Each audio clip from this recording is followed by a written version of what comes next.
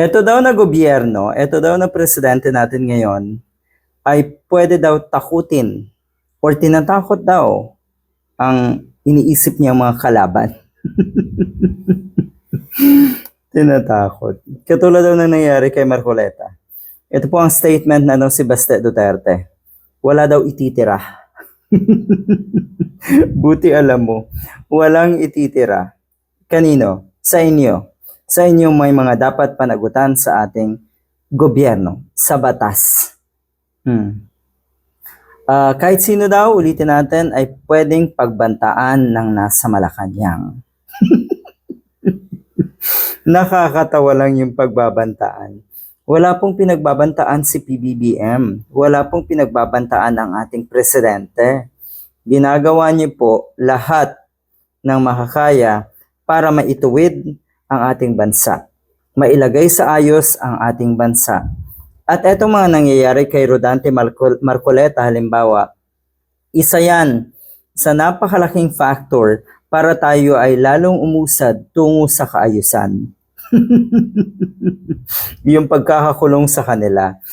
Talaga pong walang ititira. Alam na alam mo, Mr. Baste Duterte, wala talagang ititira ang nasa Malacanang at lahat yan ay pananagutin. Ang sinasabi nga nila, iniisa-isa daw.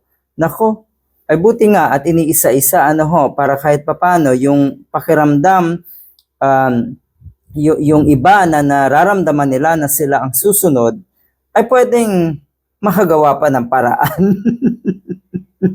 Halimbawa sino? Si Joel Villanueva, may ginawang paraan.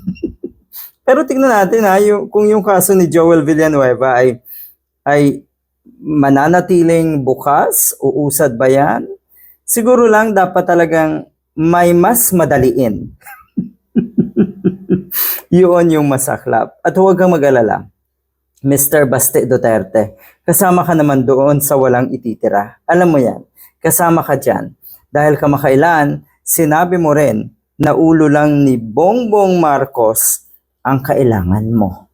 Tapos ngayon ang sinasabi mo? Out of context na naman daw. Yun daw ay freedom of expression lang.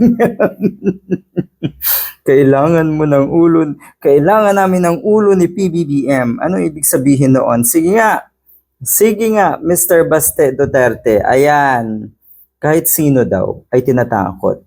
Hindi, walang pananakot. Hindi rin pwedeng sabihin kahit sino.